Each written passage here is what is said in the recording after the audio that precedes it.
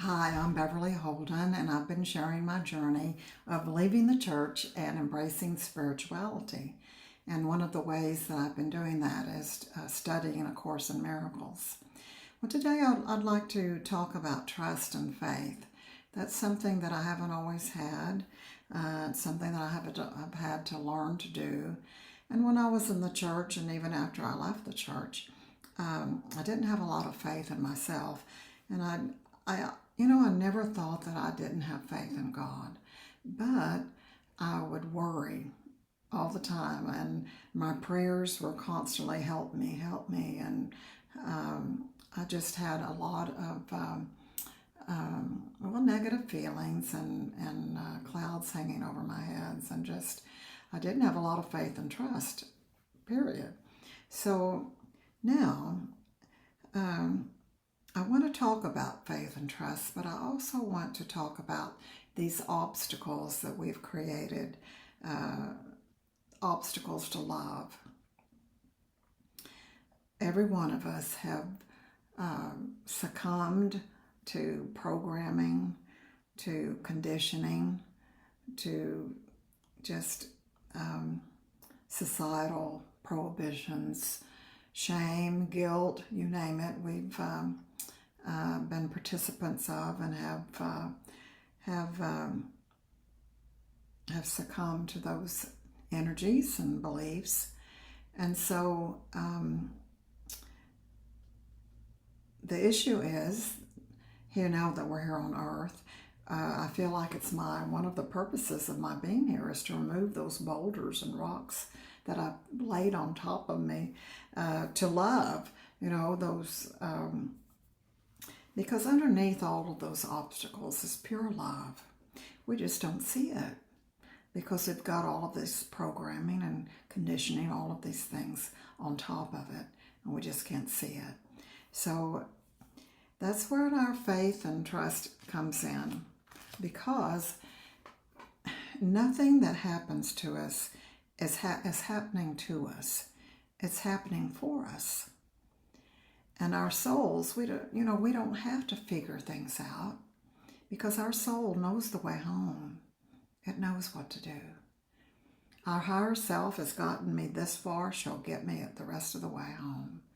And I can have faith and trust that whatever is happening in my life, there must be a very good reason for it. And so it's part of the reason why I feel so strongly about radical acceptance, that there must be a good reason for everything that's happening.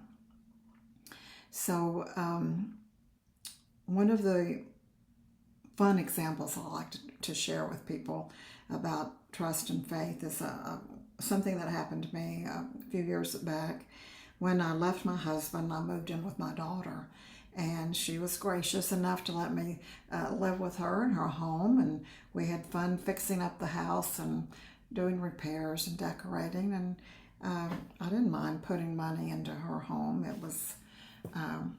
I was thankful that she let me stay there and live with her. But about a year later, she decided to move to South Dakota. And so I had to make a decision. What am I gonna do? What do I do now? So I decided to put that trust and faith in God and the universe, some say, and just not worry about it, but trust that it would all work out. So I started crunching numbers and trying to figure out, okay, what can I afford? And I came up with a number that, okay, if I can find a house for this amount, I'll be able to buy a home. And unbeknownst to my daughter, she got a notice in the mail that told her what her home appraised for, and she said out loud, wow, if I could find somebody who would pay this amount for my house, I'd sell it to them and leave in a heartbeat, because she was anxious to get to South Dakota. So I overheard her. It was the same number, of course. It was the same figure I was thinking. And so it was a win-win. I said, I'll give you that amount. And she said, okay, it's a deal. And she got to leave in 2 weeks, and I got to stay and own my home. So it worked out perfectly. And I knew it would. I didn't know how or why or what it would be, but I couldn't have thought of a better solution than the one that happened.